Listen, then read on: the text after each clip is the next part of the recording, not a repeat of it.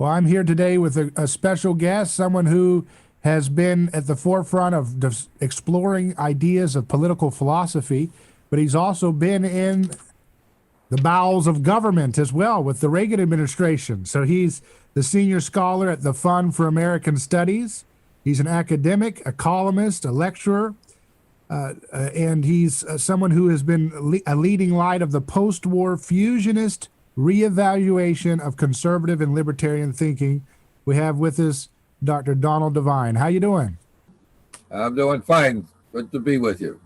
Yeah, it's great to have you on. And our mutual friend Dan McCarthy of Modern Age recommended that I speak with you because we share two common interests, at least at the starting point, which is we're both fans of Rene Girard and trying to understand how his anthropological insights can inform our politics and our political philosophy. And we also have a stubborn commitment to personal liberty and free markets, as well as traditional values. And we don't believe that those things should be mutually in antagonism towards one another, right? Yeah, no, I think that they are part of the same thing, which is human nature, and both of those are hardwired in, I think. Right. Yeah, in your book, your newest book, The Enduring Tension, which I have here, explores that tension. It explores the tension between capitalism and the moral order. And that's something that's a big discussion right now in conservative circles, as well as, liberal or, more left-wing center circles. There's a conversation that's very active in this regard. And, I got to tell you, Dr. Devine, that it seems like market capitalism is not very fashionable right now on both the left or the right in today's conversations in this. No, it is. That's right. I mean, and part of the problem is of course, that things are so confused, so messed up. Everybody, you have a divided country. I wrote a book 40 years ago when I was a professor, taking all of the public opinion polls done between the start of public opinion polls and then proved even to a liberal academic audience, the review in the American Political Science Review said you can't deny the facts here. We had beliefs in freedom and tradition at very high levels. I related them back to the philosophy of John Locke and Madison, and that's what it was within my lifetime. But now all of that's gone. We're divided on almost everything, almost equally too. It's a good time, though, to read a good book about and look at the basic philosophy behind it and kind of understand where we're coming from, including Girard, but really it deals with all of the major thinkers and how we got where we are now. Spent about half the book on how we got here and the other half on maybe how we could take some of those things and relook at it, especially this idea that science has the answer to all problems, and looks at what real science is as opposed to phony science. I kind of think science has all the answers. The great philosophers of science realize that science doesn't have answers. It poses questions.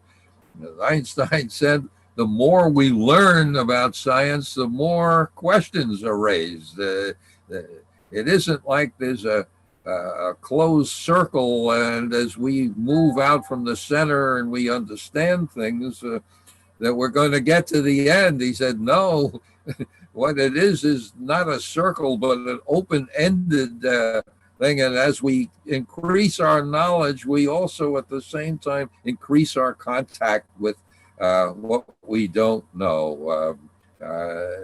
And he's a guy who doesn't. Well, he said he was an atheist, but he also had some idea of God. I mean, so it doesn't have to be a religious understanding. It's an empirical fact that as we learn more about what we don't know.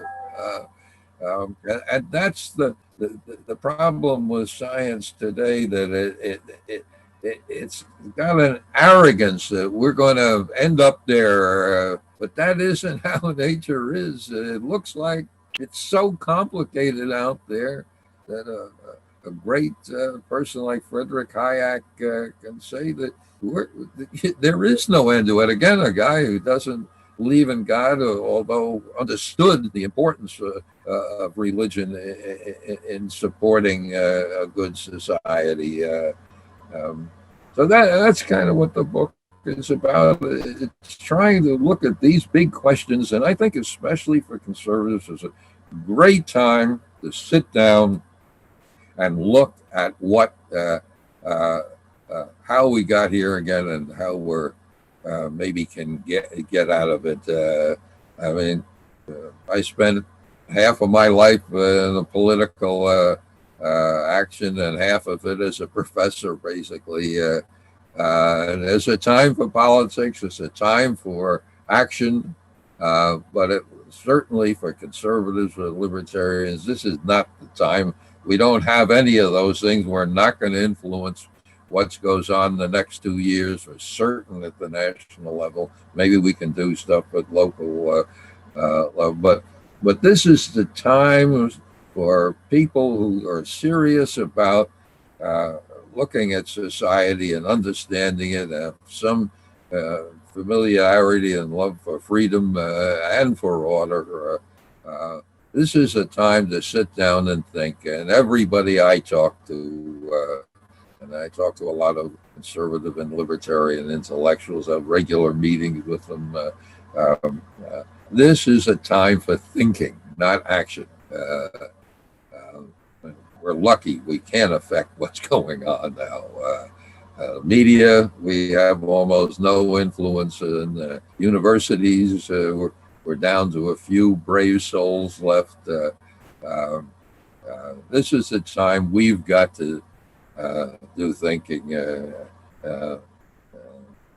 turn our back a little on politics for a while. Again, nobody's listening to us. We might as well go get thinking. Why do you think no one's listening? What's that?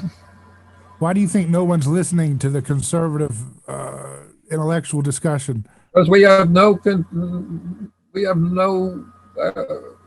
none of the high major institutions. People, I mean, we have almost no influence on the important media that people. I thought when social media came up, and with this great diffusion of politics, that it would weaken the hold of the New York Times and the Washington Post.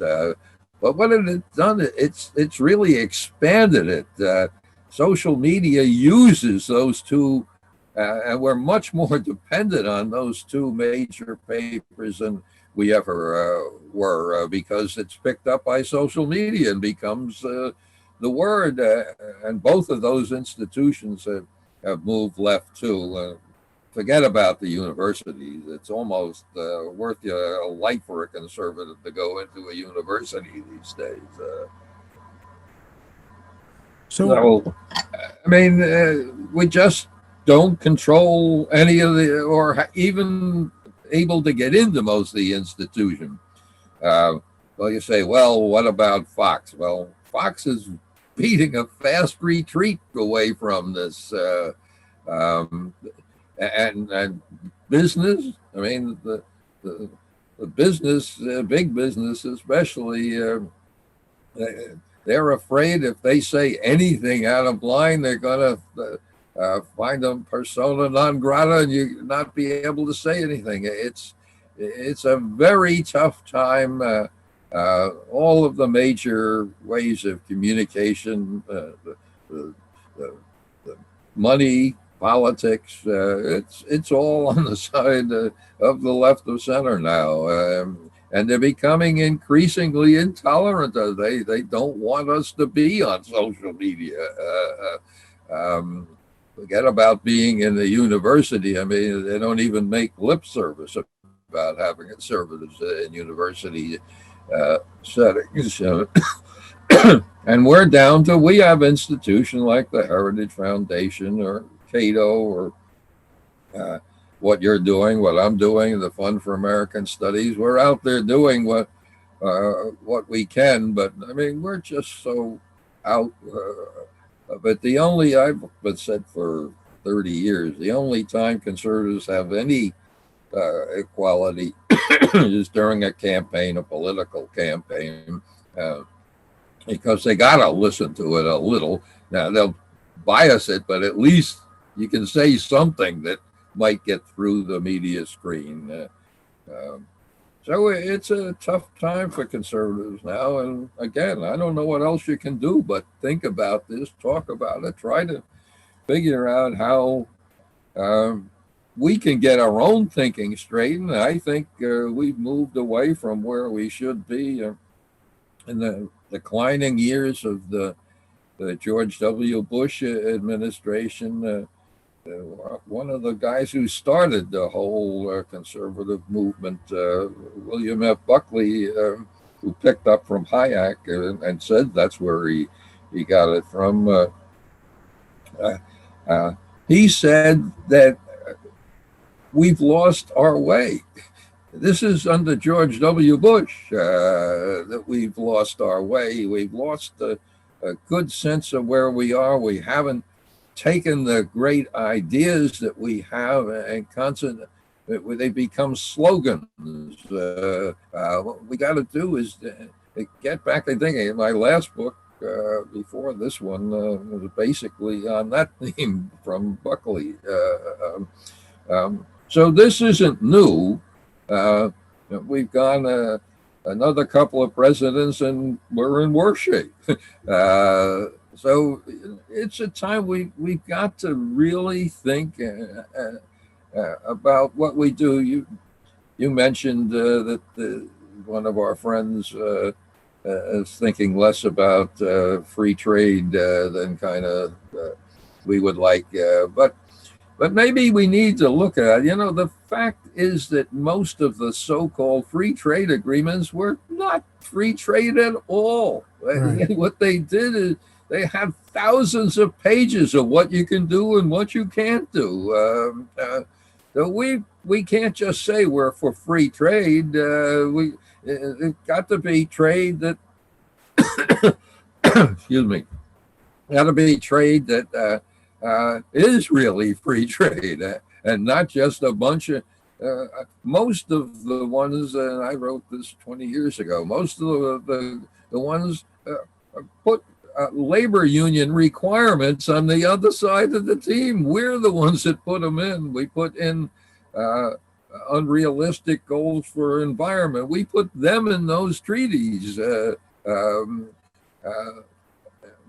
was the guy at the White House who was the economic advisor? He's now back on Fox Radio. The name escaped me. But anyway, he always argued from the Trump perspective, he was Trump's guy, that what Trump is doing is getting more free trade, not less, right. Getting rid of all the obligations that they put on, not so much us, but on the others. We're taking our mistakes and making the rest of the people sign it under the freedom. So we got to be a little more cynical about free trade too, as to what it really is. Yeah, Ron Paul calls it managed trade, those deals, NAFTA. Yeah, and that's CAFTA. exactly what it is. And it's just not free trade at all. Look at the trouble Great Britain is having trying to get something done. I mean, it probably did the right thing getting out of the EU, but now they're trying to get uh, trade agreements, and because they need them, and the other guys are taking advantage of them and putting all sorts of restrictions in. At the end of the day, they may end up just as much under the EU bureaucracy as they were now. So we got to look beyond slogans. That's what Buckley was talking about. Sure, free trade is great, but what we need to do is that find out, are we really doing free trade? Um, and it's really so much with taxes, everything. And what do we need to put first? To me, what made America so different from the rest of the world, and Reagan said it, Ronald Reagan, my boss for a long time, he used to say this all the time. And what made us great was federalism, dividing power, and getting it down. And especially my libertarian side, we've got to realize that decentralizing government is just as important in dividing power as the market is, maybe more. One of the great economists called it a market of local governments. I mean, if we can divide power up locally, and take it away even from these monstrous counties we have, much less state bureaucracy. I think that's the most important thing that we can do right this moment, is getting more power down to local level and less by centralized bureaucracies. As Hayek told us, the basic problem is that they're relying on experts who don't know what they're doing. And even the pandemic here, Trump has gotten a lot of heat for what he did, but his most important thing is he let the states, and then most of the states let the localities handle it. I mean, it's ridiculous to have the same policy goal on for South Dakota that it is for California. I mean, they're so totally different places. In New York City, it was even there. They had against the wishes of the governor, they had to decentralize, because clearly what was going on in Syracuse, where I went to graduate school, is different than what goes on in the city where I once lived. They're light years different. So I think these are the things we have to go back and look at, and how we got there, and even our priorities. Clearly the biggest problem at the national government level is this enormous debt we have. And the Federal Reserve is at the breaking point. I mean, top people who work for it, one of the senior policy people over there is out of it now and saying they just don't have any tools to throw back if anything goes wrong now. And we talk about the market. Well, even the stock market, one of the great one that's in my book here, one of the great experts on this, he looked at the stock market and what they did. 40 years ago, there was almost no relationship between what the Federal Reserve was doing and what the market was doing. The Federal Reserve was following the market. In the last 20 years, the market has been following the Federal Reserve. The market goes up and down basically the day after the Federal Reserve chairman decides what he wants to do. It's an artificial market. And I'm very concerned. I think we're going to have a terrible breakdown of the stock market, the Federal Reserve. We're 110th anniversary of creating the Federal Reserve. You mentioned earlier about the Mises Society. this is uh, the initial problem, moving into giving a central bank the control of the economy. For a long time, we kept it minimum, but I mean, today it's just totally overwhelmed. We need to think what we can do about this.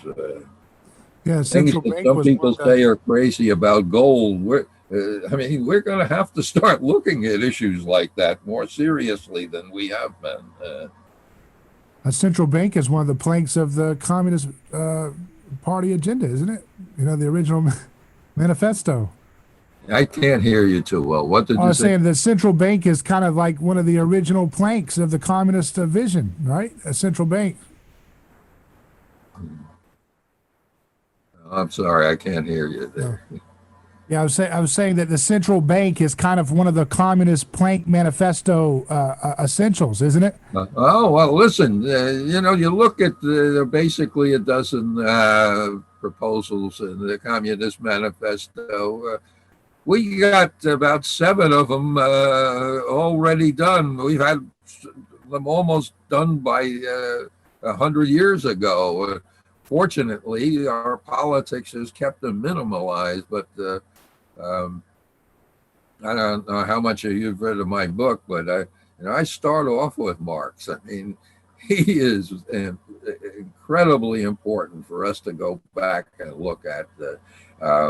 And not all of what he said is wrong. In fact, as I argue in my first chapter, I think he had a better understanding of capitalism than most modern capitalists do. Right. These are the things that, you know, that I just have a great passion for. I mean, we need to go back and rethink what we're doing. And, you know, there was no modern conservatism,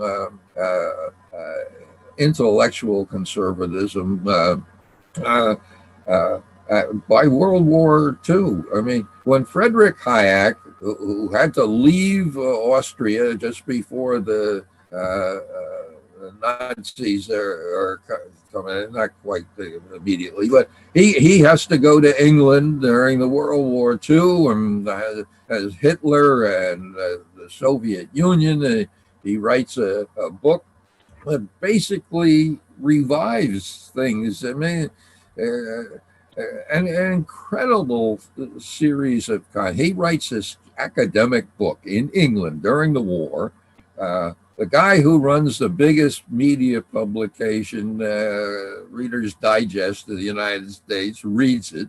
He serializes this in this magazine. It becomes a nationwide thing. Bill Buckley says that's what turned him around. Frank Meyer, the intellectual power at the National Review, helped start the modern version. Ronald Reagan says that's the. One guy makes this an issue. When I went to graduate school, which admittedly was a long time ago, when I went to graduate school, one of the main books was called The End of Ideology, which means that everybody is a progressive left-winger now, all right? I mean, that's how weak conservative was. It was, you know, nothing.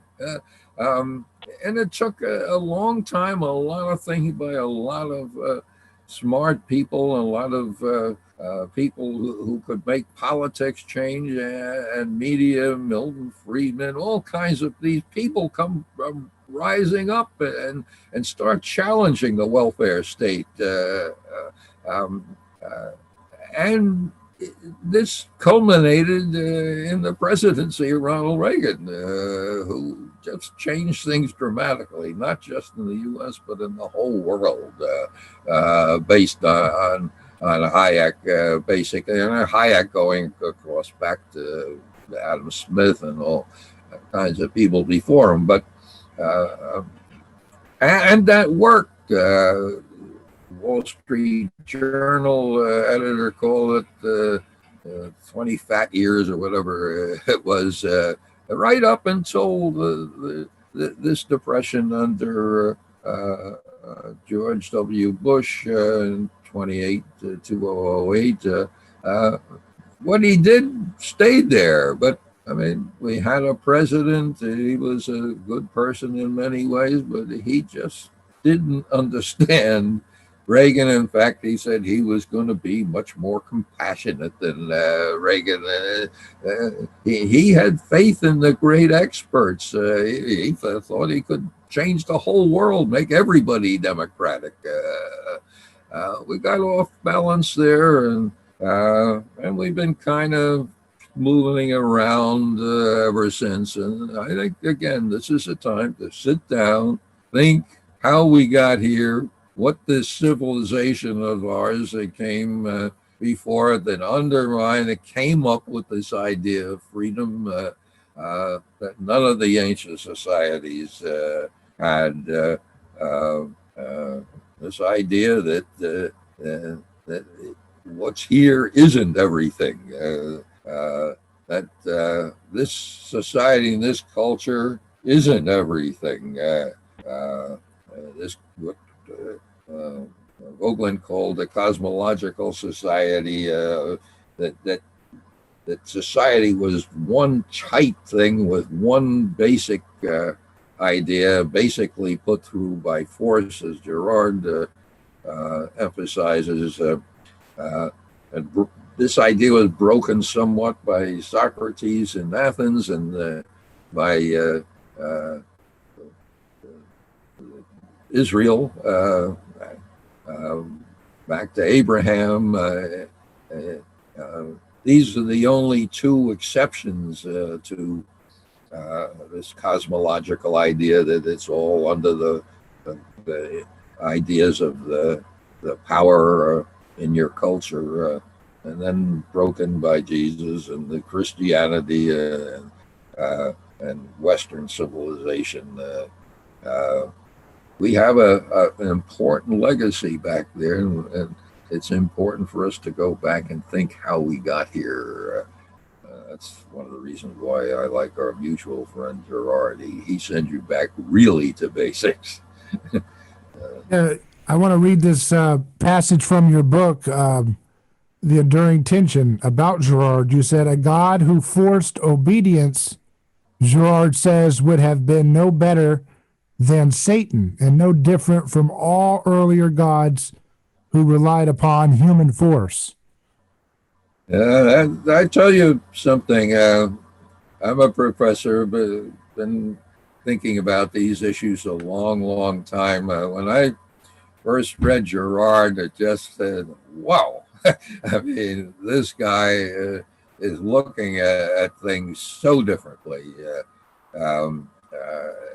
And I first read him, I don't remember one thing, it was probably on Kindle. And I immediately went out and ordered everything that he wrote. And for the next 2 years, I almost didn't do anything other than read him. Really changes your whole perspective. I mean, even my Frank Meyer, who personally he brought me, I was like a student, although not a formal student.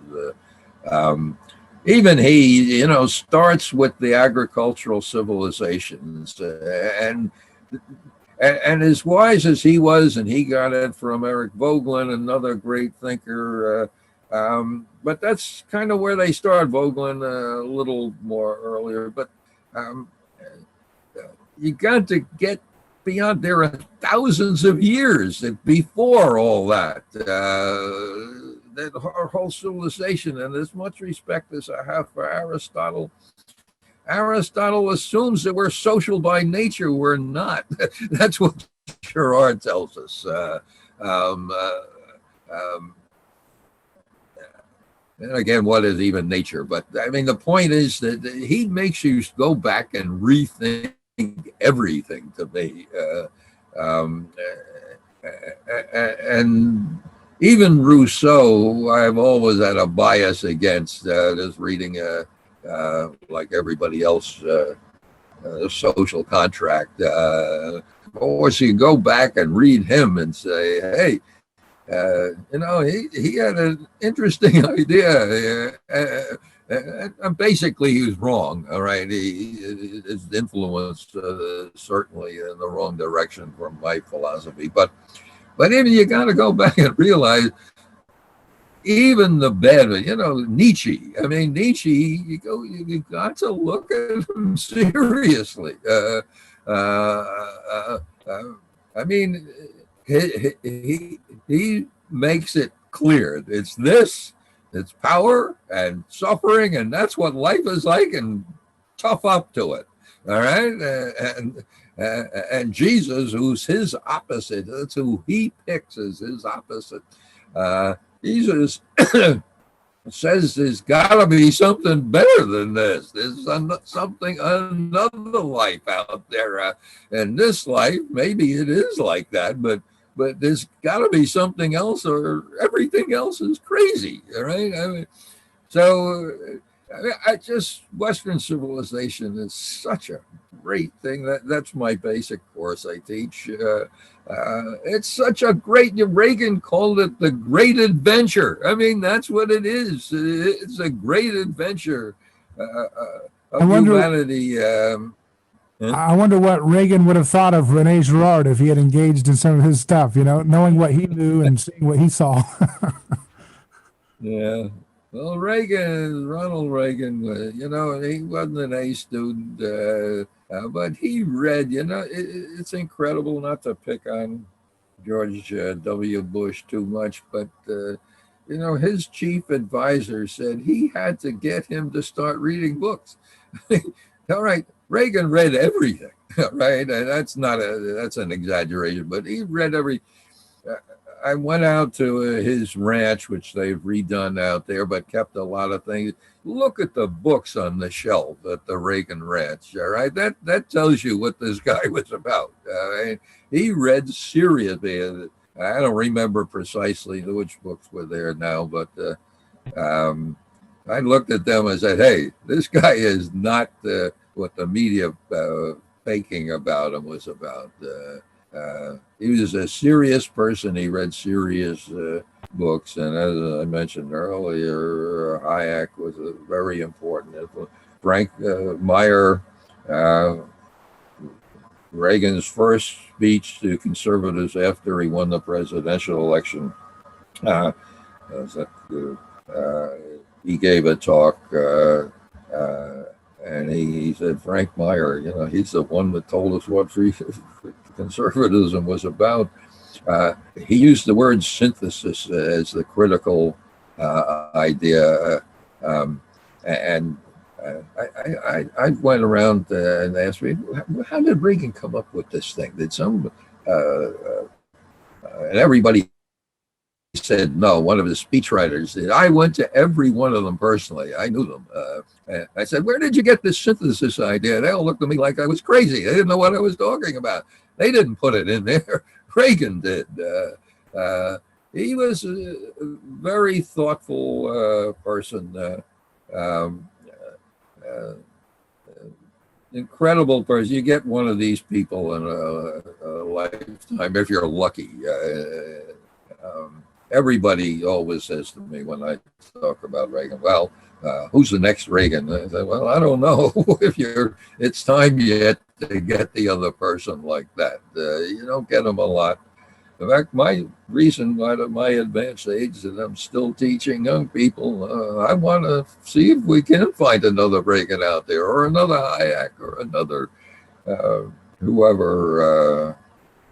Probably we most need another Buckley right now, is somebody who could communicate, get excited about ideas, who can speak to large audiences.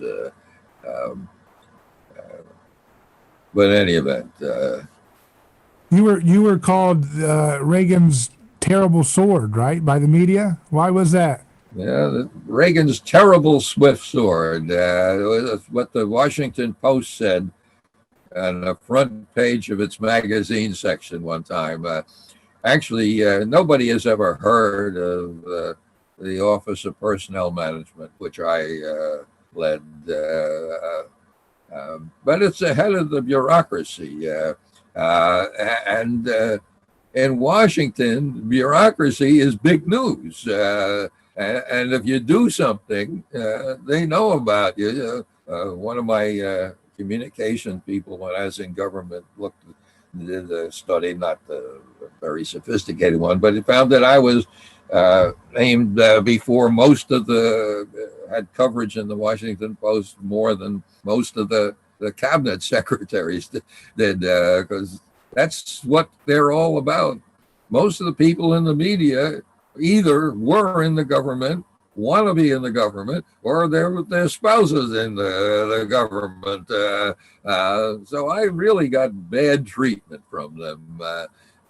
When we were cutting government, we're the only administration that has ever cut back the size of the government, at least in modern times. When we got rid of some of the bureaucrats who were superfluous, unfortunately, who wasn't too smart. We did it around Christmas. The New York Times rarely had big headlines on this. They called me the Grinch in the pinstripe suit for getting rid of people in government. The Post was after me all the time. They called me Reagan's sword. What am I trying? The reduction in force, what we call separating people. They called me Reagan's Rasputin of the reduction in force. What we did is we came in, we said the government's too bureaucratic, it's got too many people in it that aren't doing anything, so we cut it and slimmed it up. We cut non-defense employees by 100,000. Nobody's ever done that, at least again recently. There are too many people, and you can see how this welfare state is breaking down now.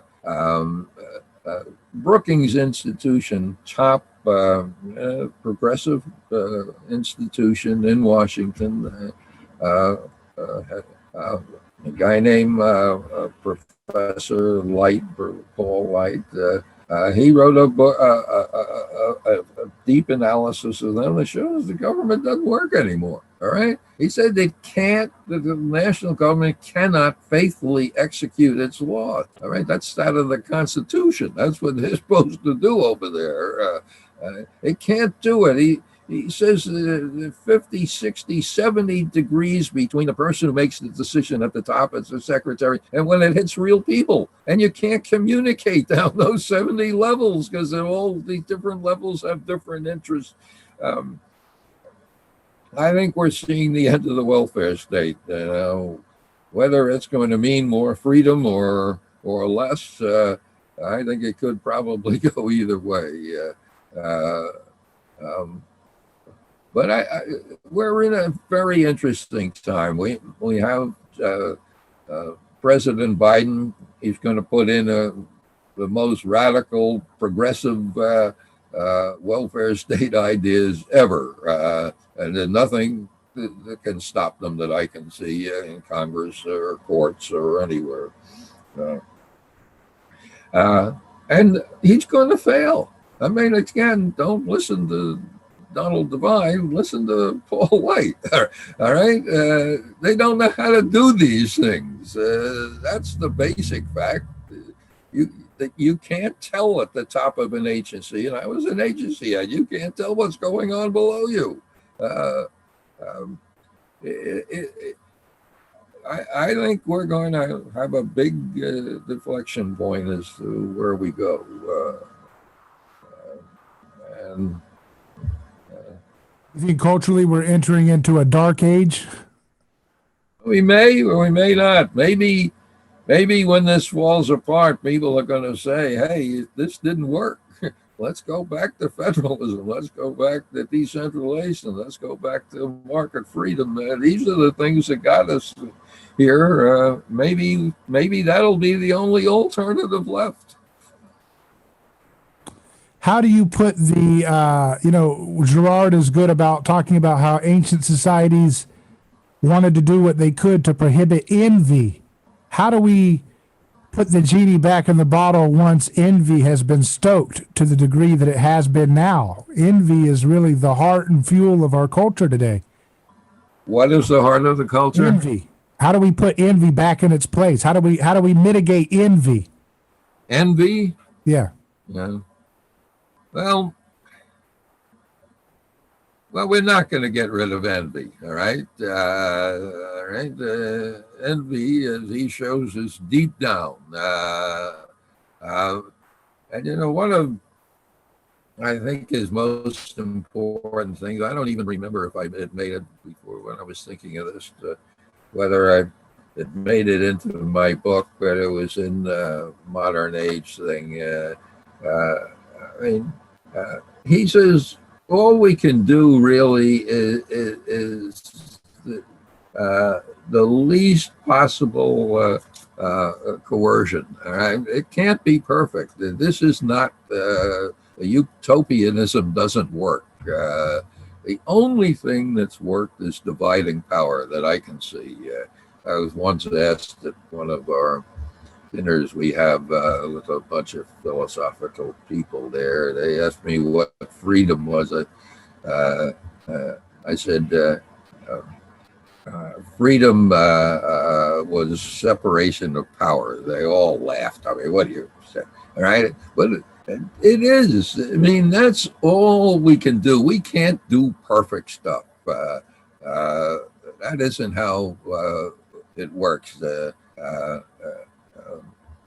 But we can try to limit power. That's all. We divide it up. That's what federalism is about. That's what decentralized, that's what local government. And of course, as the great de Tocqueville said, what made us great was he was sent over here from France in the early part of America, and they told him, go tell us what the justice system is in the United States. And he went looking all around America. He couldn't find any justice system. It was so decentralized, and so much of what's done was done by private organizations. He's the one that realized we were a volunteering kind of country to get things done. Government, where it existed, was local. County governments hardly existed, much less state governments.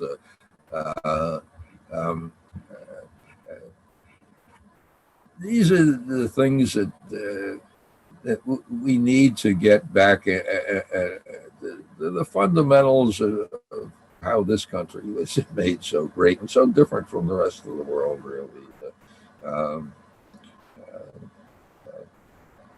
We had something really good here. We had some big stains like slavery, although we tend to forget about a half a dozen states had already outlawed slave or put them on a path to outlet before the Civil War.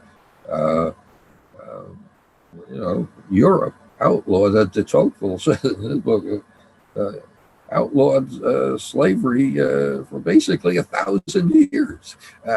Nobody ever did that until Britain did it again in the 19th century, 18th century.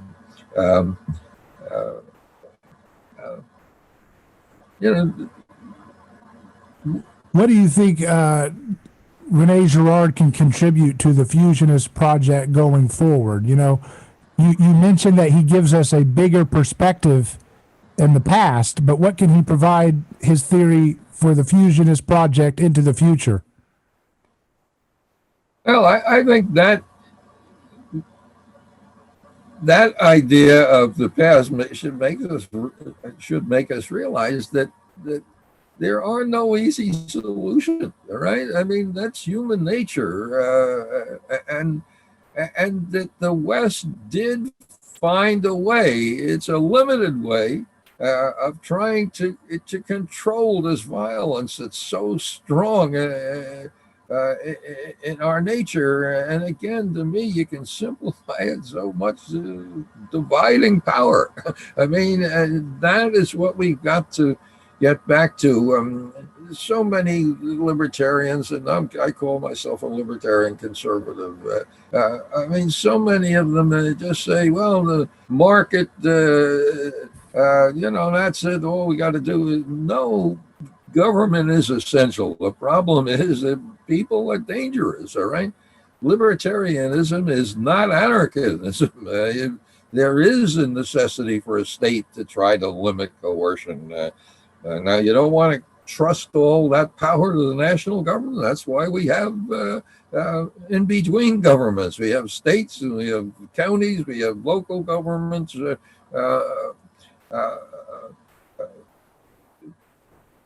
What he tells us is that human nature is a very dangerous thing. And what I take from that is that we were from Tocqueville, I guess, that we were lucky in creating some very way around it. It didn't solve every problem. It had a lot of problems, but it also allowed us to get out of them. And it's a good system, just compared to any place else in the world. As bad off as we are, tell me someplace better, right? We got it from Europe. They're probably the second best. Again, we have all kinds of problems, but dividing power is the secret, I think, and to me, that's what Girard brings home. That human nature is not something. Even he says God won't force this all to be good. I mean, that's kind of a scary idea. That even God can't fix this. It's up to us. I mean, that's the people, traditionalists who say that that freedom is not a critical element. I mean, according to the Judeo-Christian tradition, the Creator gave us so much freedom that we could disobey Him. Imagine a God giving you the freedom not to do what He wants you to do. I mean, there's no greater idea, the idea of freedom, than that to me. So you're right. You mentioned earlier about the difference between traditionalists and more libertarian people, and it's kind of the traditionalist reaction that is the stronger one in the movement, I would say, right now. But most of them are Christian. The whole Christian theory is based from the Judaic tradition that God gave us this freedom to even disobey Him. Right. And the major response that Jesus gives is to ask forgiveness. All right? I mean, this whole idea of freedom in this Western tradition is incredible. The parable Jesus gives about the weeds growing up with the good crops, that is the image that is embedded in Western civilization. The idea that, and how the progressives get it so wrong today, you just got to dig out those weeds, throw all those crazy right-wingers who aren't perfect people and treat everybody perfectly, throw them out. No, I mean, if you're in the Christian tradition, I mean, you're supposed to let them grow up. The God is letting them grow up together. Right? He didn't say it there, but in that same tradition, the only thing we came up with to do that is divide power. And you have it with Augustine, the city of God and city of man. You have Jesus, of course, render to Caesar's what Caesar, and God is God. He doesn't say get rid of Caesar, right? He says render to them what they're due, which is hopefully not too much. this Magna Carta, I mean, our Constitution, the ways we've been able to handle this a little better than what Girard is talking about in the ancient time, a little better, is because we've been able to divide power. And every time we get tempted, we make a mistake. Europe had Magna Carta, and not just in Britain. There was similar documents in the Holy Roman Empire and other places that dividing power. But what do? They decide, no, we want to have divine right kings. We want to have all power in the king. So, Europe went away for it. It came over here. A long time we were dividing power. But one of the geniuses, Woodrow Wilson, changed America. He said, no, the problem with America is the Constitution divides power rather than bringing power together to do good. And he started the American Political Science Association, the American Society for Public Administration, helped begin the American Economics Association, all of the social institutions. He convinced the elite of America that the problem was dividing power. They had to bring power together to do more.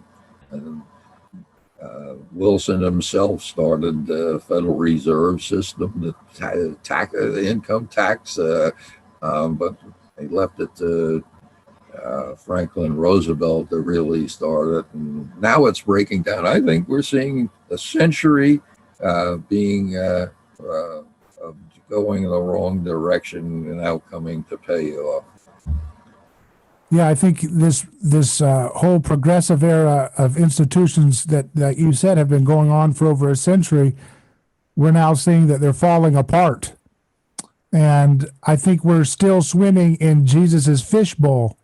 So we have to understand, in my opinion, the future of politics is for us to be able to understand what, Jesus is actually teaching. And actually implement it better in our society today,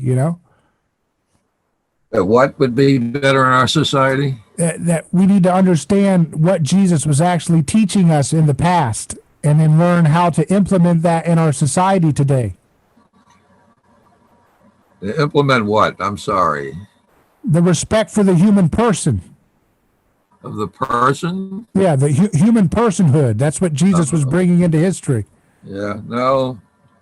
I mean, I think religion is kind of what's allowed us to do this.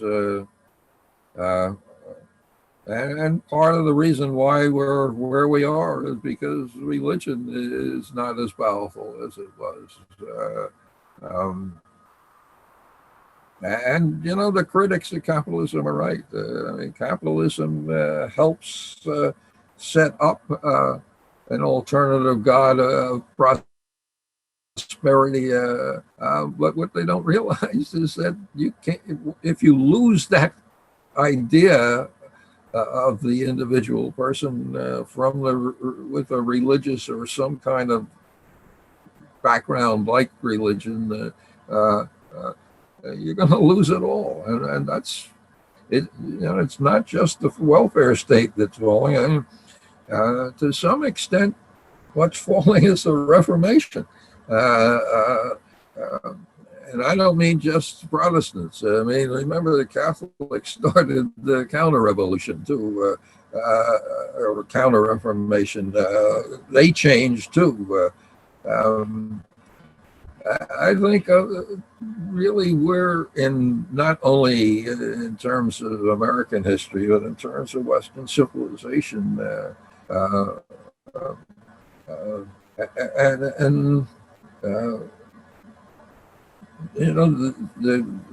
status of the mainline church or Protestant churches in America is really, they're a lot of what had to do with holding this together. The fact that they are in such decline is clear, is one of the reasons why everything else is in decline. Religion's a big part of what needs to be done to fix this up. In fact, nothing really makes much sense. You know, our wonderful Declaration of Independence, endowed by their creator. I mean, that's what made this whole system work. And if you lose that idea, I mean, basically, you can have some great minds like John Gray or some of the modern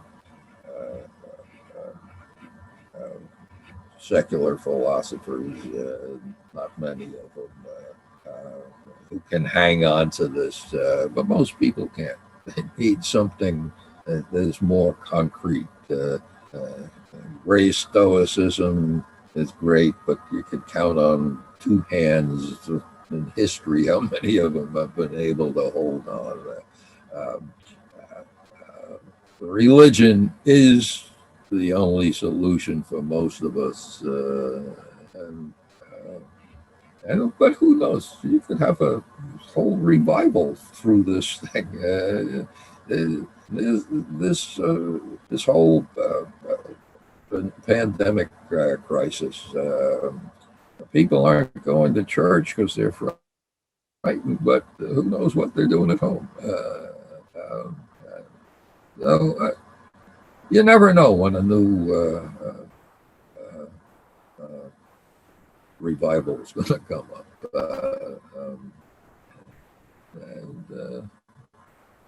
As a Christian myself, I mean, you can't be totally pessimistic. You don't know, right? Again, I could see if this does come to some kind of bad recession or something, maybe we can get the courage to do something about it. I mean, again, if the Brookings Institution and the Fund for American Studies can both realize the problem is that centralization doesn't work, or at least as much centralization as we have. There's some hope. Yeah. Well, I want to encourage everyone to check out your book, The Enduring Tension: Capitalism and the Moral Order. You can get it now from Donald Devine. And I want to ask you any kind of other thinkers that you would recommend that people read in this time as we think about where we go in the future. Any other intellectuals that you would recommend people to read? Oh, me. I'm sorry. I thought you were talking still to the audience. All right. Well, if you read my book, you'll see everyone else you need to read in there. I mean, because I quote other people. In fact, the Wall Street Journal review of this said what the book does is it takes both conservatives and libertarians, traditionalists and freedom lovers, and it goes after both sides equally, asks them questions. And again, I deal with almost everybody in there, and they're all worth reading. But there's just too many of them. Need even to pick out one or two. Well, very good. I really appreciate you coming on with me. It's been a pleasure talking to you. Well, it's been very nice getting to know you, too. I hope we run into each other one of these days when we're not all locked up in prison. Well, come on down to Florida. That's where we are if you want to have some sunshine. I try to go down to Florida in the winter, but with the pandemic, my wife won't let me. But where in Florida are you? We're in Central Florida, near Tampa. Well, my wife has family in the what do they call it? the villages. Yeah. That's not too far from Tampa. Yeah. Yeah. Well, it's great talking to you. Thanks again for joining us. Okay, great. And good luck with you. Thank you. Bye.